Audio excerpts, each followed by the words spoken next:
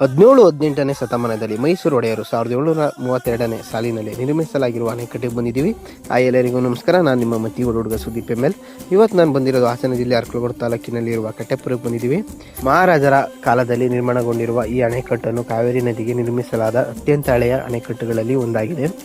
ಈ ಅಣೆಕಟ್ಟನ್ನು ಮೈಸೂರು ಅರಸರ ಕೊಡುಗೆ ಎಂದು ಹೇಳಲಾಗಿದೆ ಹಾಗೂ ಸರ್ ಎಂ ವಿಶ್ವೇಶ್ವರಯ್ಯನವರು ಆರಂಭಿಕ ಇಂಜಿನಿಯರಿಗೆ ಮಾರ್ಗದರ್ಶನದಲ್ಲಿ ಪ್ರಮುಖ ಪಾತ್ರ ವಹಿಸಿದರಂತೆ. ಇಲ್ಲಿ ಬಲದಂಡೆಯಲ್ಲಿ 83 ಕಿಲೋಮೀಟರ್, ಎಡದಂಡೆಯಲ್ಲಿ 37 ಕಿಲೋಮೀಟರ್, ಅರಕಲಗೂಡು ಮತ್ತು ಕೃಷ್ಣರಾಜನಗರ ತಾಲೂಕುಗಳಲ್ಲಿ ಸುಮಾರು 8,110 ಎಕರೆಗಳಿಗೆ ಈ ಅಣೆಕಟ್ಟಿನಿಂದ ಕಾಲುವೆಗಳಲ್ಲಿ ನೀರಾವರಿ ನೀಡಲಾಗುವುದು ಎಂದು ಹೇಳಲಾಗಿದೆ.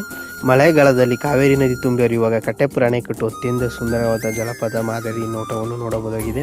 ಪ್ರಶಾಂತ ವಾತಾವರಣ, ಸುತ್ತಲಿನ ಹಸಿರು ತೀರದಲ್ಲಿರುವ ಕಟ್ಟೆಪುರ ತೂಗು ಸೇತುವೆಯನ್ನು ಕೂಡ ನೋಡಬಹುದಾಗಿದೆ. ಈ ಅಣೆಕಟ್ಟನ್ನು ಕೃಷ್ಣರಾಜ ಅಣೆಕಟ್ಟು ಎಂದು ಕರೆಯಲಾಗುತ್ತದೆ. ಈ ವಿಡಿಯೋ ನಿಮ್ಗೆ ಇಷ್ಟ ಆಗಿದ್ರೆ ಒಂದು ಫಾಲೋ ಮಾಡಿ ಹಾಗೂ